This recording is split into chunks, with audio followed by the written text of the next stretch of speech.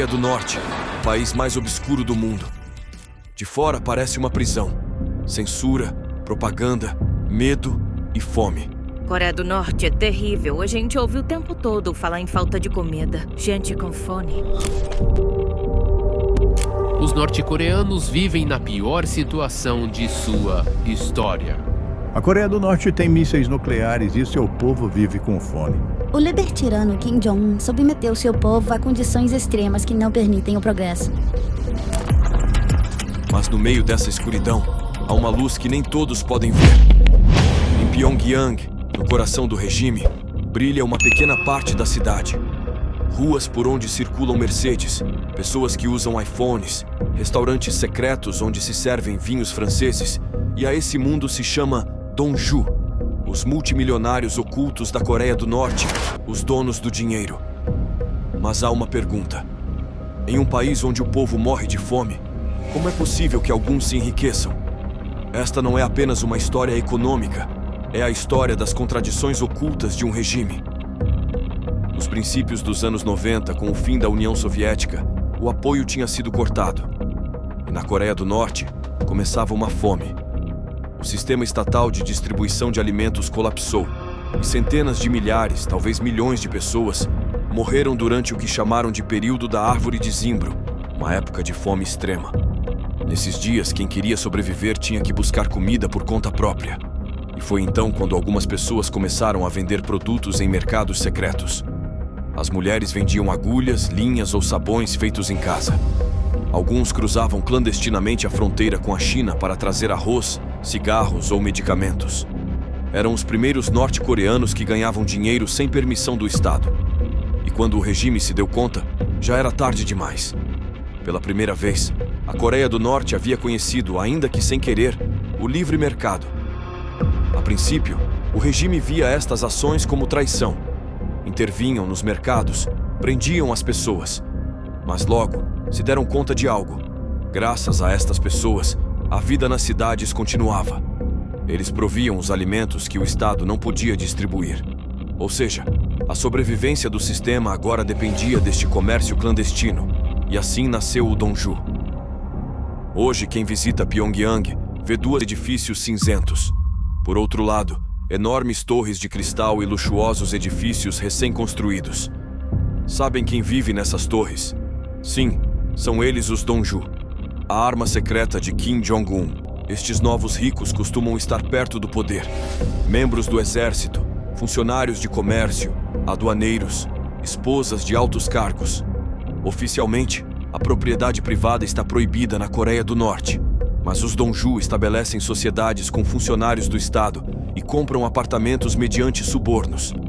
Um apartamento pode custar até $100 mil, uma cifra astronômica em um país como a Coreia do Norte, raça italiana. É claro, só para uns poucos selecionados. Enquanto isso, o resto da população segue fazendo fila por pão.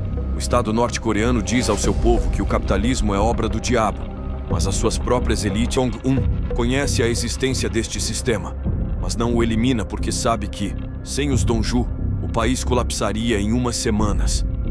Ainda assim, todo Donju que se torna demasiado poderoso é vigiado de perto. Se deixam de ser leais ao regime, desaparecem em uma noite. Os Donju podem ser as pessoas mais ricas da Coreia do Norte, mas também são os mais temerosos, porque ali, inclusive, o dinheiro vale menos que a lealdade. O regime não pergunta pela origem da riqueza, e sim a quem serve. Se um Donju se relaciona com a pessoa equivocada, se alguém olha mal um pôster do líder, ou se um de seus filhos escuta música inapropriada, tudo pode terminar. Sua casa pode ser confiscada, seus bens apreendidos e sua família enviada a um campo de reeducação. Muitos Donju devem subornar constantemente para proteger sua fortuna.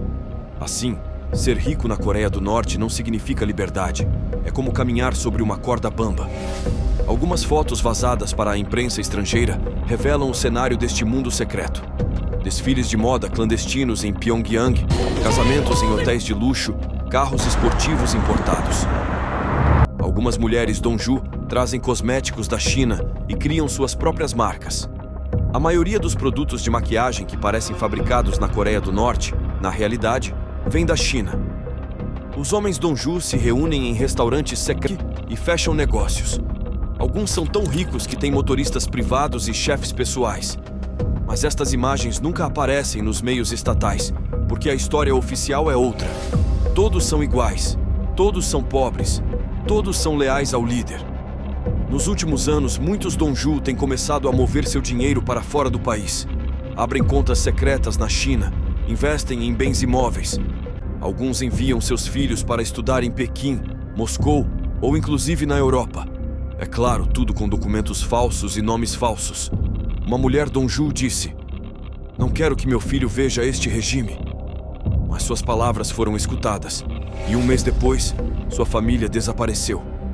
Estas histórias revelam a realidade invisível da Coreia do Norte. Inclusive, a riqueza não pode te proteger.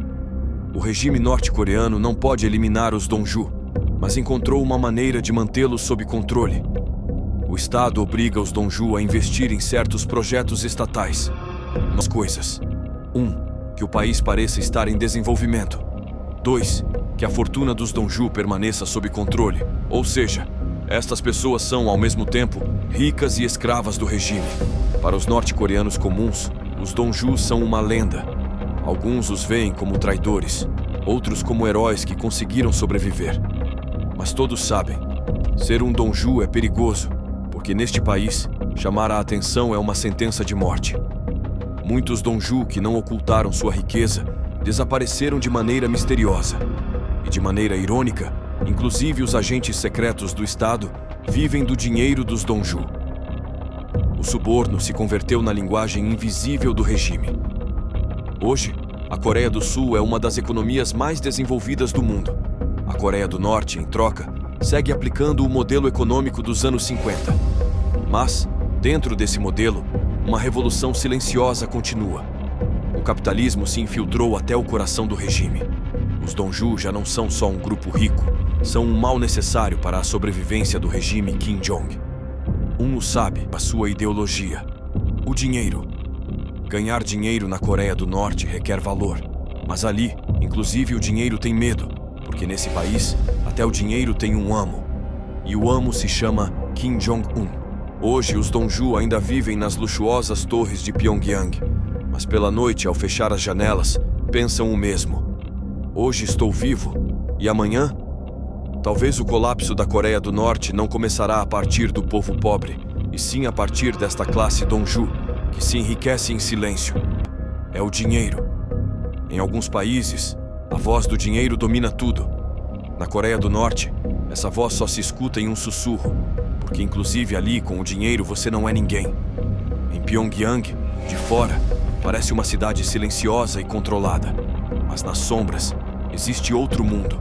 Riquezas e jogos de poder que alguma vez teriam sido inimagináveis. Os que vivem ali, os Donju, os milionários da Coreia do Norte, possuem uma fortuna cuja existência oficialmente se nega. Eles manejam, nos obscuros corredores da cidade, uma economia que escapa ao olhar do Estado. Vivendas de luxo, carros privados, compras secretas, tudo invisível, mas real. Estas pessoas, ao mesmo tempo, dependem do Estado. Um só passo em falso, um movimento que chame a atenção, poderia destruir a riqueza que construíram durante anos, porque aqui o poder é tão frágil quanto o dinheiro. E o mais surpreendente é a origem desta riqueza. As próprias regras do Estado, fábricas oficiais, os que chegam da fronteira com a China. Na alfândega de Vladivostok, encontraram 12 patas de osso do Himalaia com um cidadão norte-coreano. No entanto, aqui, a voz do dinheiro raramente se escuta, porque um som demasiado forte, se chega a ouvidos equivocados, poderia destruir uma fortuna. Por isso, estas pessoas são, ao mesmo tempo, mais poderosas e as mais vulneráveis. O dinheiro, e então, todos entenderão quão frágil era o mundo que construíram em silêncio. Se gostou do vídeo, inscreva-se no canal e deixe o seu comentário. Muito obrigado e até a próxima!